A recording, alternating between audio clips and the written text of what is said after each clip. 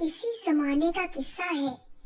एक छोटे से गांव में एक गवाला रहता था जिसका नाम पारस था और इसकी बीवी का नाम हायमा था।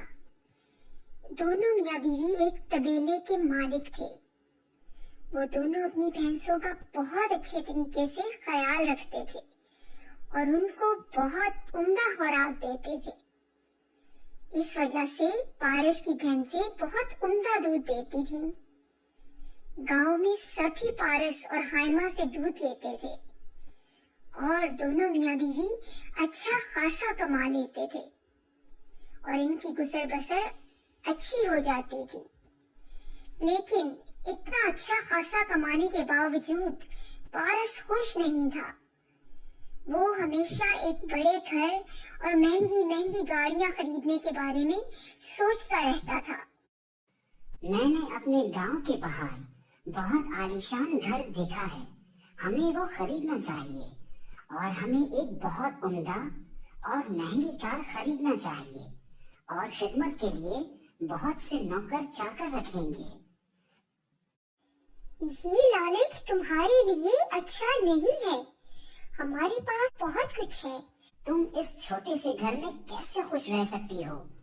और इस तबेले में इन भैंसों की बदबू मुझसे बर्दाश्त नहीं होती। पर हमारा यही तो रोजगार है। ज्यादा अरसा नहीं रहेगा।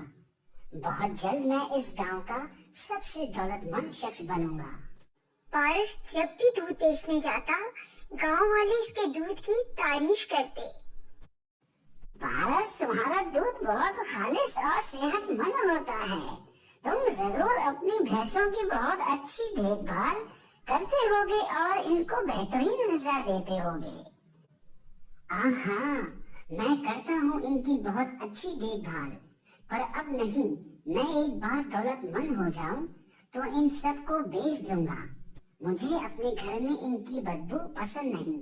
पर वो भैंसे ही तो तुम्हारा रोजगार है। तुम्हें इनसे मोहब्बत करनी चाहिए।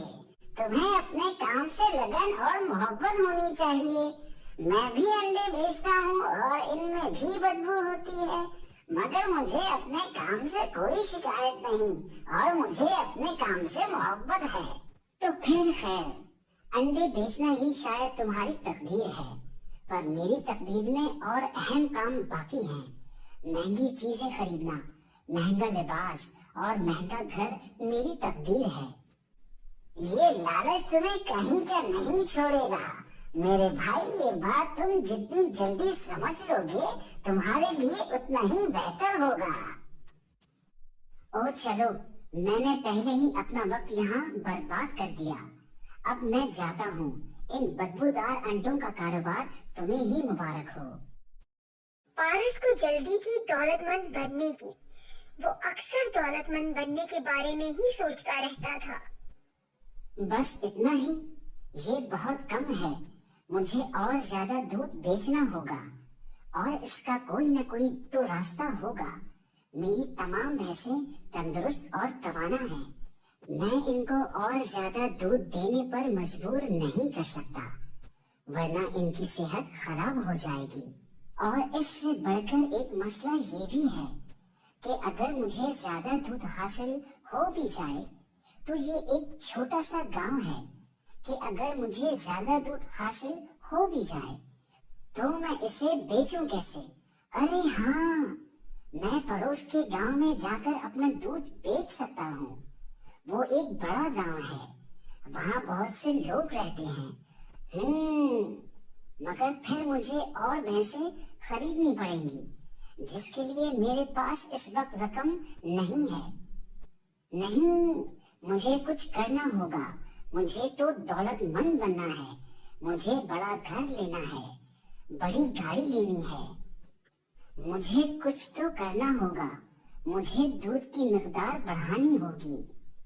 जब वो अपने घर की तरफ रवाना हुआ तो उसने दरिया पर पहुंच के सोचा, क्यों ना मैं दूध में पानी मिला दूं।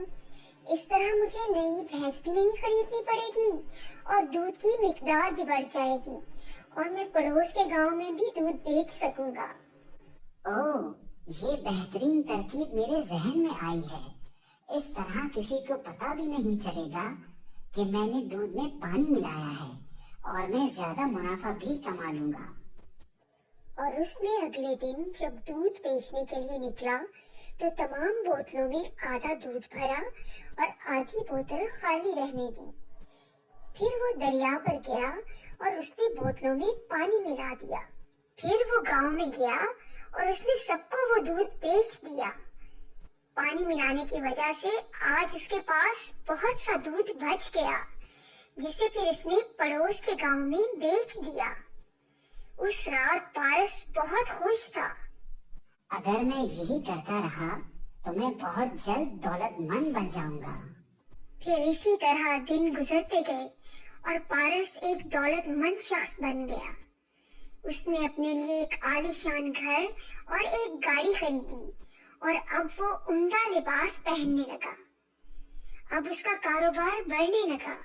اس سے ملاوٹ کی اتنی عادت پڑی کہ اس نے دودھ کی مانگ بڑھنے کے باوجود نئی بھینس لینے کے لیے سوچا تک نہیں، بلکہ اس نے پانی کی مقدار کو اور بڑھا دیا، جس کی وجہ سے اس کے دودھ کا معیار اور گرتا گیا اور لوگ اس سے اس کے دودھ کے بارے میں شکایت کرنے لگے۔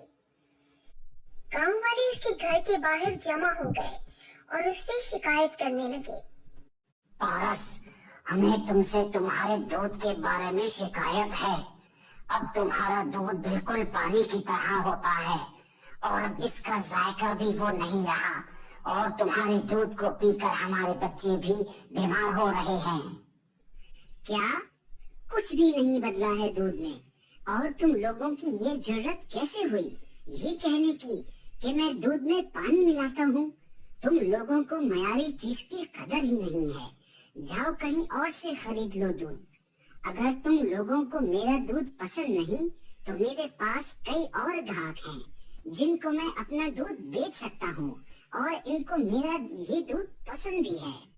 پارس تیزی سے یہ کہہ کر گھر کے اندر گیا اور دھڑام سے دروازہ بند کر دیا۔ گاؤں والے پارس کا یہ رویہ ان کے ساتھ دیکھ کر حیران رہ گئے۔ مجھے کچھ گڑبڑ لگ رہی ہے، ہمیں اس کے اوپر نظر رکھنی ہوگی۔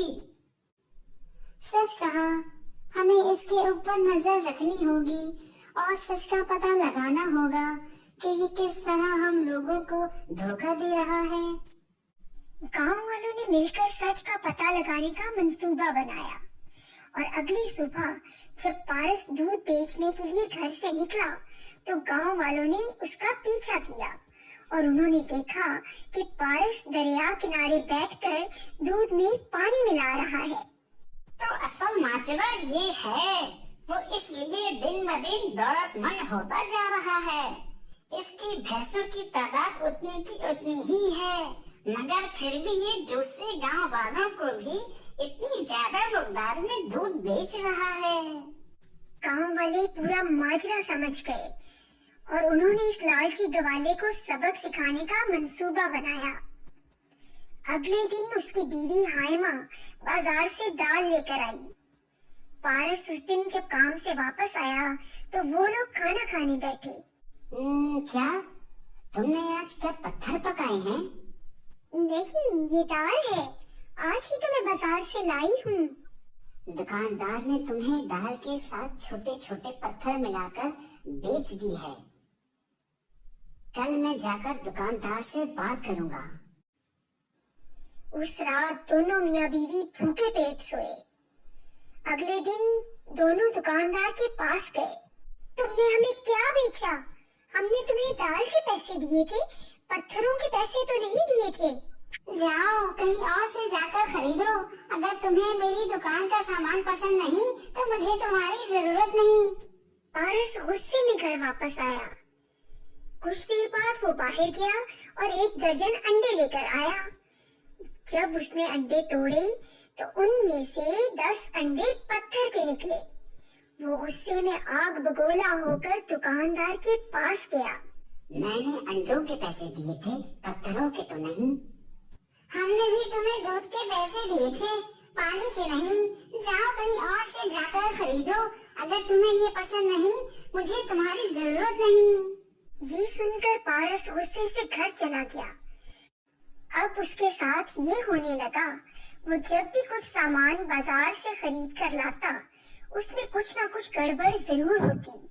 वो लाता कुछ और सामान से निकलता कुछ। मैं इस चीज से तंग आ गई हूँ। आखिर इसकी वजह क्या है?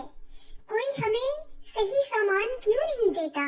वो हमें दौलतमंद होता देखकर हमसे हसद कर रहे हैं और हमें लूटने के चक्कर में हैं। पारस अपने लालची रवैये की वजह से ऐसा अंधा हुआ था कि उसको ये समझ नहीं आई कि इसने भी तो उन सब के साथ यही किया था। और जब वो इसके पास शिकायत लेकर आए थे तो उसने ये कहकर उन्हें धुतकार दिया था कि अगर उनको उसका दूध पसंद नहीं तो कहीं और से जाकर ले ले, इससे उनकी कोई जरूरत नहीं। कुछ दिनों बाद पड़ोस के गांव वालों ने भी उससे दूध खरीदना बंद कर दिया। जब उसके पास खर्चे के लिए कोई रकम ना बची तो उसने अपने इस्तेमाल की वो चीजें बेचना शुरू करी जो उसने मिलावटशुदा दूध बेचकर उस रकम से खरीदी थी। अब पारस एक गरीब गवाला बन गया था। उसके पास चंद ही पैसे बची थी और एक छोटा सा घर बचा था। अब तुम्हें अकल आई कि तुमने क्या किया? तुम्हारी लालच की वजह से हम गरीब हुए हैं। अगर तुम लालच ना करते और ईमानदारी से खालिस दूध बेचते तो आज हम इस हाल में ना होते। हाँ, मैं तुम्हारी बात से इत्तेफाक करता हूँ। तुम सही कहती हो। मुझे तुम्हारी बात माननी चाहिए थी। दौलत ने मुझे लालची बना दिया था। अब मैंने अपनी दौलत ही नहीं खोई बल्कि मैंने लोगों का एतमाद और अपनी इज्जत भी खो दी है। हाय अफसोस, काश मैं लालच ना